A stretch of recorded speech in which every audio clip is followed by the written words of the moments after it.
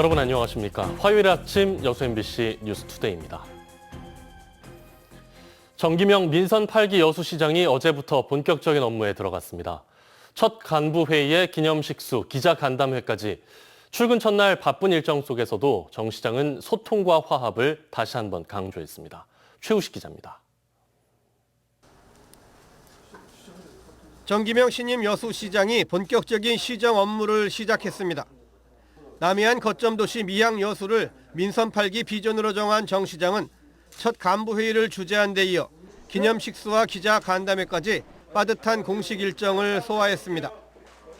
특히 정 시장은 민선 7기부터 이어져 온 주요 현안에 대해서도 명확한 방향을 밝혔습니다. 지역의 뜨거운 감자였던 통합청사 문제는 정치적인 판단보다는 시민 화합과 갈등 봉합 차원에서 신중한 접근을 시사했습니다. 지금 코로나 시국으로 상당히 어려운 상황이기 때문에 잠시 이 논의는 보류하고 일단은 염은지구 주민들의 어떤 그 의견, 의회와의 관계는 의회를 존중하겠다는 원칙을 강조했습니다. 시의원 한 분 한 분을 만나서 현안마다 설득하고 또 사정해서 원만하게 풀어가겠습니다. 그건 제가 자신 있습니다. 박람회장 사후 활용은 시가 인수하는 방안이 바람직하지만 현실적인 어려움도 실감하고 있음을 내비쳤습니다.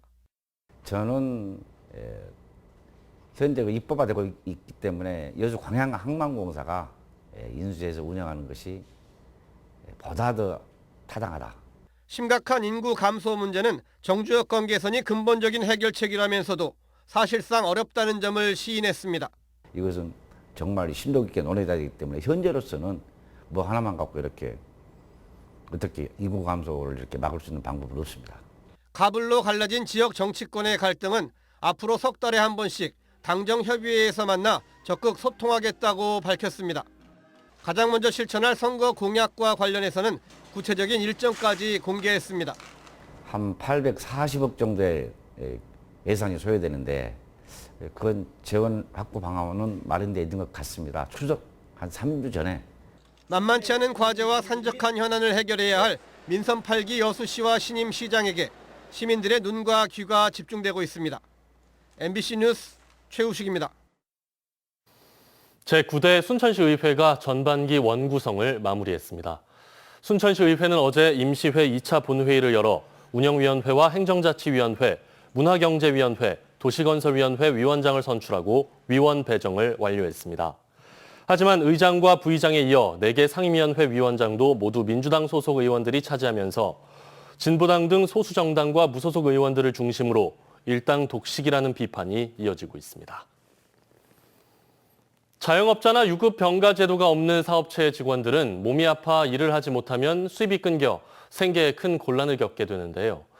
질병이나 부상으로 업무에 종사하지 못하는 경우 소득의 일부를 보전해주는 상병수당 제도가 전남에서는 유일하게 순천에서 시범 운영에 들어갔습니다. 문형철 기자입니다. 순천에서 12년째 꽃집을 운영하고 있는 류영은 씨. 직원 없이 혼자 가게를 꾸려가다 보니 어려움을 겪는 일이 한두 가지가 아닙니다. 특히 잠시라도 가게 문을 닫는 경우에는 수입이 아예 없기 때문에 몸이 아플 때도 병원 치료조차 마음 놓고 받기 어렵습니다.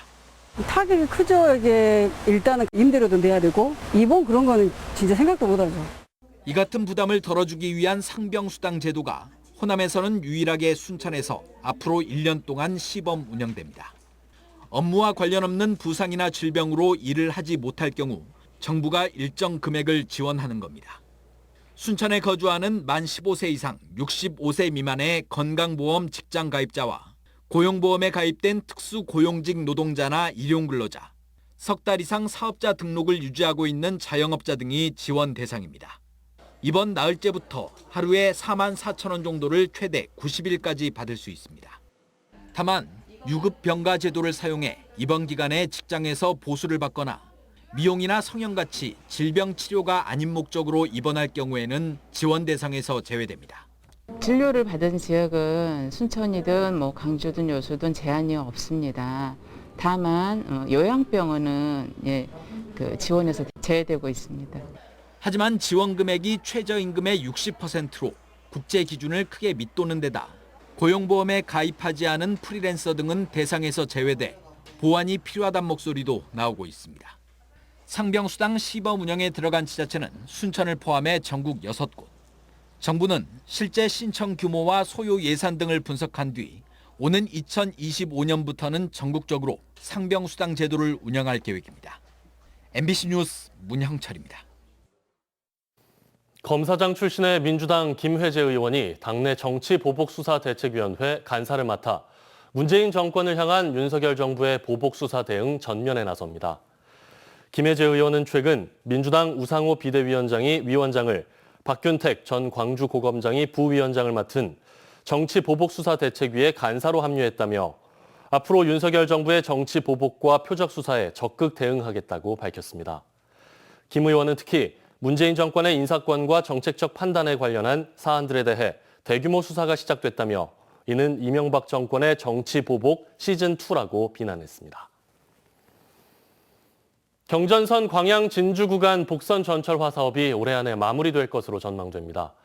내년 4월 이 구간이 개통되면 순천에서 부산까지 복선 전철화 사업이 완성되는데 지역경제 활성화는 물론 교통 편의 증진에도 큰 도움이 될 것으로 기대됩니다. 김주희 기자입니다.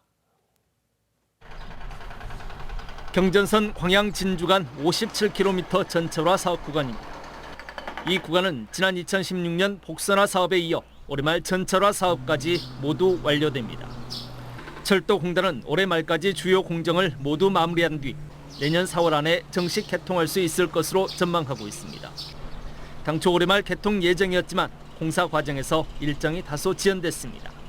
올 하반기에 이제 주요 공정들이 다 마무리가 되고 이제 사전 점검이랑 종합 시험 운행에 착수할 예정이고 내년을 이제 개통을 목표로 지금 하고 있습니다. 경전선 광양 진주 구간이 정식 개통하면 순천에서 부산까지 164km 구간에 대한 복선 전철화 사업이 완성됩니다. 경전선 순천에서 부산 간 운행 소요 시간도 기존보다 100분가량이나 단축돼 1시간 40분대로 줄어들게 됩니다. 경남과 전남 남부 지역의 철도 수송 효율성이 크게 향상되는 겁니다.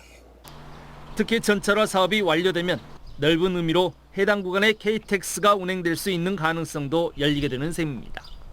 영원한 지역 주민들의 교통 편의 증진과 이동 시간 단축 등 관광 활성화 기반으로 경제 활성화에 큰 도움이 될 걸로 기대가 됩니다. 하지만 경정선 300km 전체 구간의 완전 개통까지는 아직 갈 길이 멉니다. 현재 광주 성정과 목포에서 순천으로 이어지는 광주 전남 구간은 여전히 단선 비전철 상태입니다. 아직 예타 재조사를 마치고 기본계획 수립 중이거나 기재부 총사업비 협의 등 절차에 머물고 있습니다. 내년 4월 정식 개통을 앞두고 기대를 모으고 있는 경전선 광양 진주 구간 복선 전철화. 하지만 경전선이 명실공히 남부 수송망으로서 본연의 역할을 다하기 위해서는 광주 전남 구간의 복선 전철화 사업도 속도를 낼 수 있도록 새로운 추진 동력을 확보하는 것이 시급하다는 지적이 설득력으로 보입니다. MBC 뉴스 김지입니다. 여름 휴가철을 맞아 전남도가 피톤치드 가득한 숲캉스를 주제로 한 7월 추천 관광지 3곳을 선정했습니다. 추천 관광지 3곳은 광양 백운산 자연휴양림, 화순 만연산 치유의 숲, 장성 충령산 편백숲으로 다양한 식생으로 인기가 많고 주변에 체험형 관광 자원과 숙박시설이 충분히 마련돼 꾸준히 인기를 모은 관광지들이 선정됐습니다. 민선 8기 시작과 함께 전남 지역 기초단체들이 조직 개편을 고민하고 있습니다. 핵심은 4급 서기관이 맡는 국을 폐지하는 건데요. 승진 적체 해소 방안 등의 논란은 여전합니다. 신광하 기자입니다.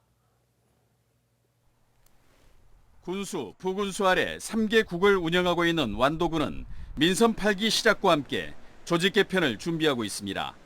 핵심은 4급 지방서기관이 맡고 있는 3개 국을 없애는 것. 자치행정, 경제산업, 해양, 문화관광 등의 전문성을 확보하기 위해 신설한 국장 제도가 비효율적이라는 지적이 꾸준히 제기됐기 때문입니다.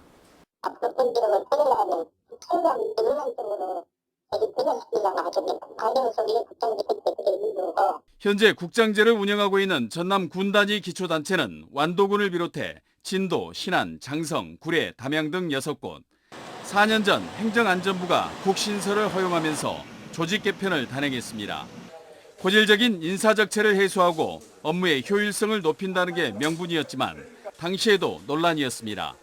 부단체장과 같은 4급 서기관직을 늘려 인사적체를 해소한다는 것 외에는 큰 효과가 없을 것이라는 판단에 11개 시군은 조직 개편을 하지 않았습니다. 우리들 의회가 이런 데서 너무 지적을 많이 했어요. 국장제 한 것이 4급 자리 늘리려고 국장제였지 원하는 목표를 달성했다고 보느냐 그러면 실패한 것이다. 세대 교체와 정원 증가 등 공무원 조직의 효율을 높이기 위한 고민이 시작된 가운데 기초지자체 승진적체 해소 대책을 요구하는 공직사회의 목소리도 높습니다. MBC 뉴스 신광하입니다. 기아 타이거즈가 연패 수렁에 빠지며 5위로 추락했습니다. 외국인 타자 소크라테스까지 전력에서 이탈하면서 이제는 5할 승률도 위협받고 있습니다. 조현성 기자입니다. 충격의 7연패. 원정 9연전 일정에 지난주 1, 2위 팀과의 맞대결을 앞두고 나왔던 우려가 최악의 현실로 나타났습니다. 5게임을 연속해서 한 점 차로 아쉽게 졌다고는 하지만 끝내 KT의 4위 자리를 내주었고 앞으로가 더 걱정입니다. 당장 팀 내 타율 1위, 최다 안타를 기록 중이던 효자 용병 소크라테스의 공백이 커 보이는 상황. 코뼈 골절로 최소 한 달 이상의 전력 이탈이 예상되는 가운데 기아로선 11년 전 비슷한 부상을 당한 뒤 40일 만에 복귀한 김선빈과 같은 투혼을 용병 타자에게 기대해야 하는 처지에 놓였습니다. 그나마 기아 팬들의 위안은 신인 김도영입니다. 김도영은 지난 주말 경기에서 데뷔 후 첫 홈런을 터뜨리는 등 타격에서 감을 잡은 모습을 보여 지쳐있는 팀 타선에 활력을 불어넣어줄 것으로 기대되고 있습니다. 38승 1무 38패로 딱 5할 승률을 기록 중인 기아 타이거스가 올스타전 휴식기까지 치러야 하는 9경기에서 바닥을 찍고 다시 반등세를 보일지 주목됩니다. 기아는 이번 주 광주에서 주중에는 KT와 주말에는 하나와 맞붙습니다. MBC 뉴스 조현성입니다.